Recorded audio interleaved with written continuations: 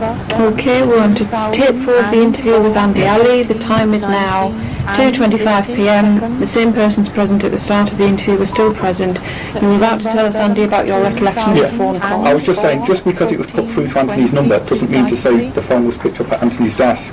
Anthony's numbers could have been put through to somewhere else. Can you remember if that's what's happened? No, I can't. Okay. But I'm making the point that just because Scott says he rang Anthony's number does not necessarily imply that the phone was picked up at Anthony's desk. Our understanding is that the conversation was conducted in front of Anthony, in sort of full hearing of Anthony, and one or two other members of the section that were still there. Can you remember that? No, I can't. But if Anthony, if that call had taken place from inside the room that he'd taken us into, are you with me? Right. Yes.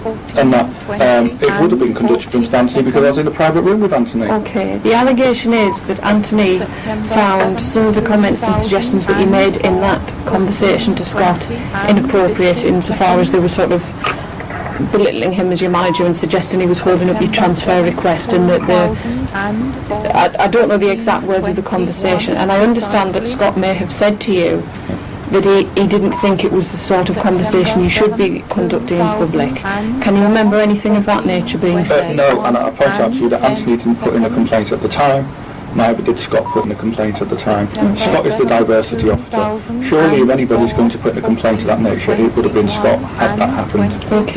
Okay, so you can't, but your recollection of the conversation simply isn't there, so we can't really...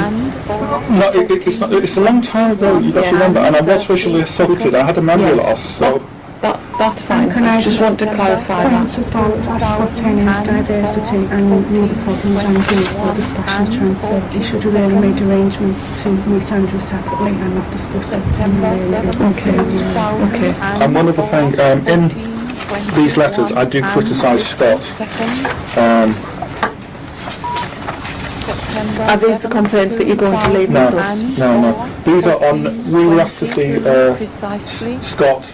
We were asked to see Carol Oakey. Is this the case conference? Yeah. Okay. Now at that case conference, prior to it, I've been asking Scott for my BMI report. Okay. Because Scott was the only contact I was allowed as category officer at the time. Right. Scott never produced it. Okay. Did he give you any reason why he didn't produce it? No, but he did give a remarkably good impression of being surprised when at that meeting I told Carol that I still hadn't got it. And I don't know why, and I've got the notes here, I don't know why Scott actually surprised, because I've been asking him for weeks. Okay. So, you know, Scott's... Are you going to give us the copy of the notes of that meeting? Yeah. Okay. And presumably on there you've written any points that you disagree with, or they included? These minutes. They haven't been agreed. Okay. So they were written by Carol. We put our points in. Have you got your notes of the points that you Yes, I put in? Together. Okay. Thanks very much. Have you sent a copy of those notes to HR and asked for their agreement of them, presumably, and they've not even replied? Okay, thanks very much.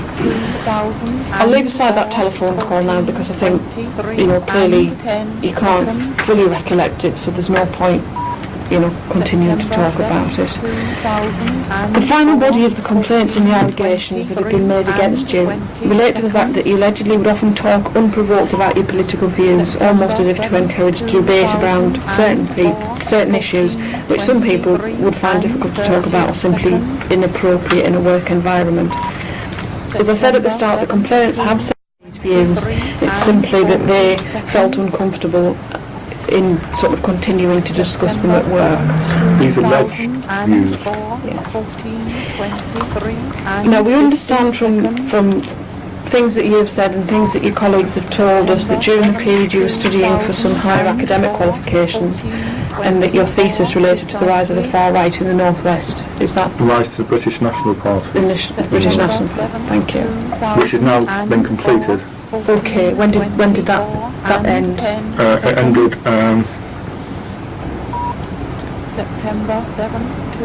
just about the time it went off, actually. Okay, no problem. So that would be October last year. October, yeah. We understand that as a result of the work you were doing on the thesis that you often had to attend the demonstrations for Exactly. your research, is that right? Yeah, and when I began this work, it was me not the other way around. We contacted my line manager discreetly. Was this Anthony No. at the time? No, this was, Okay. I think it was Jane Groove. It was at customer services anyway. Okay. And I said, I'm something along the lines of, I'm about to begin an MA dissertation looking at the British National Party. Okay. Somewhere along these lines. So was that in writing? Yes, it was by email. This is why I've asked for the email. This is why I've asked for my file.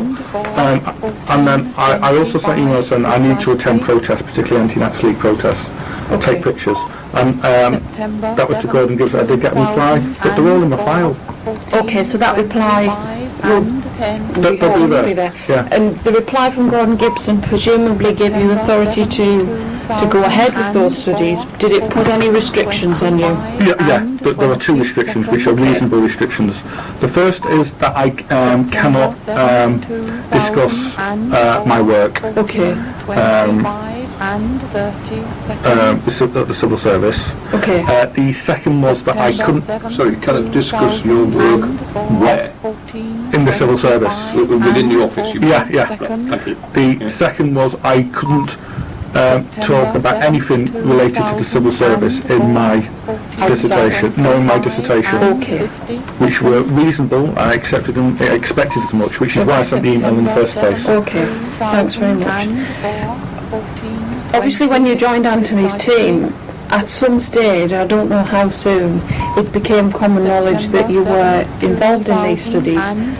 How did your colleagues know? Did you tell them? No, Anthony told them. Right. Anthony told them because Anthony had this bright idea of contacting TCO News and asking them if they'd like to do an interview about my research. How soon was that after you joined the team? I can't remember the exact date. And was that with your permission? No, it wasn't at first. I mean, I wasn't against it, but I pointed out to Anthony that under the terms and conditions that they were giving me, I wasn't supposed to discuss it with anybody. And was this the first that your colleagues knew? As far as I can recall. You can't remember telling them yourself about the I didn't discuss it, I wasn't allowed to. Okay. Did you ever bring any documents relating to your thesis into work? No. No. Why would I want to show the people at work? You didn't give them to anyone to proofread, for example? You are joking. I have to ask the question. No, I didn't. Okay, thank you. And of course, if they'd like to quote to me some of my, what it was they proofread, and then compare it with my actual dissertation, I think you'll find that they'll be hard pressed to do so. Okay, thank you.